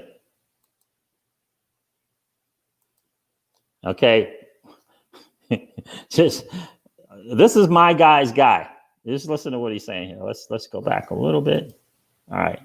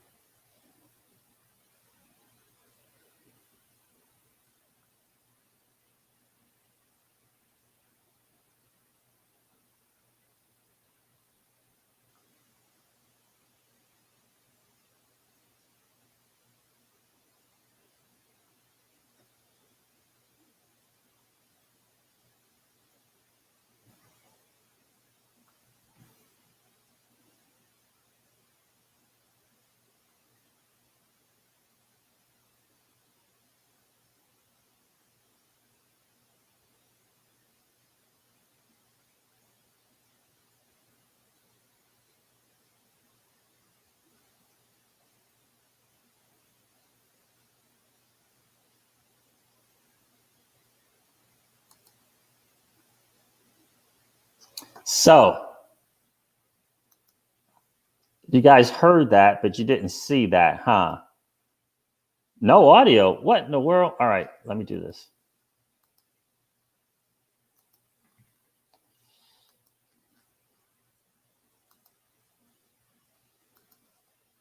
Let's try that again. Well, I was going to mention first off, I mentioned it to Colleen because it's just become public knowledge. Right from day one, I've been telling everybody about the collapsing the world's economy for a global financial reset, the quantum financial system coming into operation. Now, I know that they were testing it. They sent out pings to every bank in the world on August the 2nd. Every bank in the world responded so that the system was working. They tried to launch it all of last week and had issues because Nancy Pelosi and her team had hired hackers to stop them to do it. Yeah. But it's gone public today in the Independent in England. No, it hasn't. Sorry, it was, but the Federal Reserve itself, the government website, the federalreserve.gov website, has announced that the system is operational as from today. So they've actually announced it publicly. It's all been very, very quiet up until now. Wow. The new financial system, which replaces the Federal Reserve SWIFT system, which is for the fiat currency, is now the quantum financial system, which is a blockchain system, which is instant settlement. Well, I look forward to see how that affects our lives.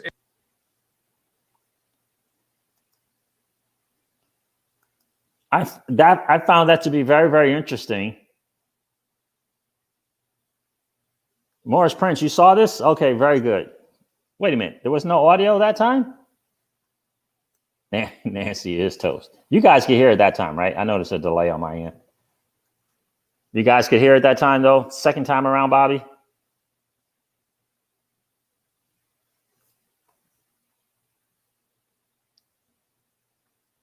I heard it said now Federal Reserve is clear the enemy of the people, inflation in tax destroy the middle class. So you guys could hear it that time around. Okay. Yeah. So, and again, Mike, a guy in the channel, right? Very good, very, very cool guy. He sent me something about the notice that he got from his bank. What's up, Trey? What's going on, brother? Good to see you. About it was about essentially his bank card or any cards are tied to his bank. It's in Italy. His bank's in Italy. About a new system. And he said, it said due to the modernization of the system, like Google Pay and Apple Pay. Let's see where that is.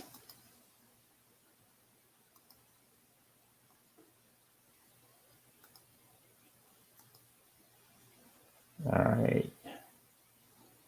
Download bank letter. Let me share this and then, then I'll be done.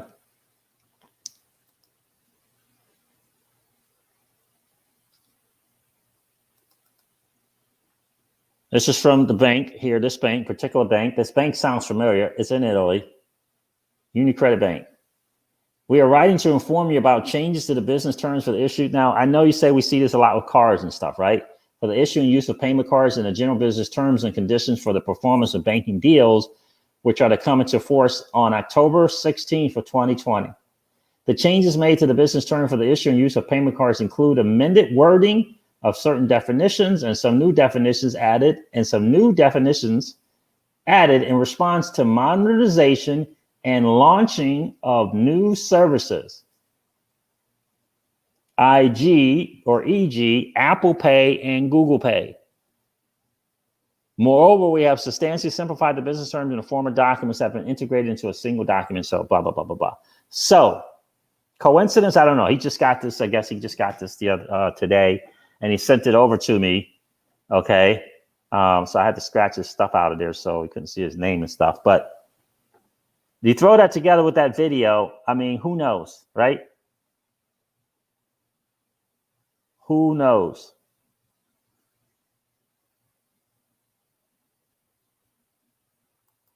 A Biggie Wildcat, I haven't looked into Voyager. I have to look into that. I haven't looked into them. generally, I would say that Alex and his team is very, very particular on who they partner with. But so there it is there. I mean, that's pretty interesting. Yes, Celsius did launch 5 new staking terms with up to 22% interest will sell today. Yeah. Yeah, I mean, trust me, the business model that Celsius has is second to none, Morton. Second to none. So the champ is here, right, Morris Pre-C7. So there it is, guys. Is the new quantum financial system actually up? Did it actually test August 1st or August 2nd? We shall soon find out. I know I did see something on the Federal Reserve Board talking about the new 24/7 system that was up. Is that what he's talking about? I don't know. But I did see that there on the Federal Reserve. It's federalreserve.gov. Federal Reserve announces details on a 24/7 365 intrabank settlement service with clearing functionality to support instant payments in the United States. Press release was August the 6th of 2020. So it's that too. So right now, Uniswap, Bobby, XRP, XROD, and but no sound. You guys can't hear me? Uniswap, and you got to do the ETH thing, and the liquid exchange. They're supposed to have 2 major exchanges coming up here in the next couple of weeks.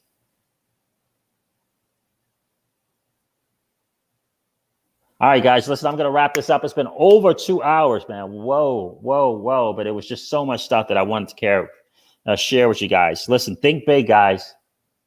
I mean, we have the world right here, right? Think big.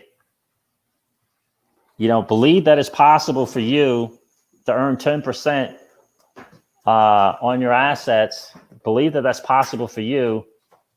Believe that it's possible for you to live a multiple six-figure passively lifestyle because you own digital assets. Think that's possible. I hope you believe that that's possible for you. It's certainly not financial advice, but I hope that you think that it's possible. I really, really do. All right, guys, listen, I got to wrap up this video. It's been over 2 hours. It's been an awesome hang. Thank you. Thank you so much. Never, ever forget this, guys. Old money doesn't want you to win. They don't want us to win. They would rather us remain a cog in their perpetual wheel of trading our time for dollars. They don't want us to play in the same playground that they play in, where we allow our money to work for us. This is our chance to win, guys. The digital asset space is our chance to win. We are in the midst of the greatest transfer of wealth in the history of man. Are you participating? Or are you standing on the sidelines? Here's what I do know, that the battle for you has already been fought, and the victory is yours. Go get it. I'll talk to you soon, guys. See ya. Bye.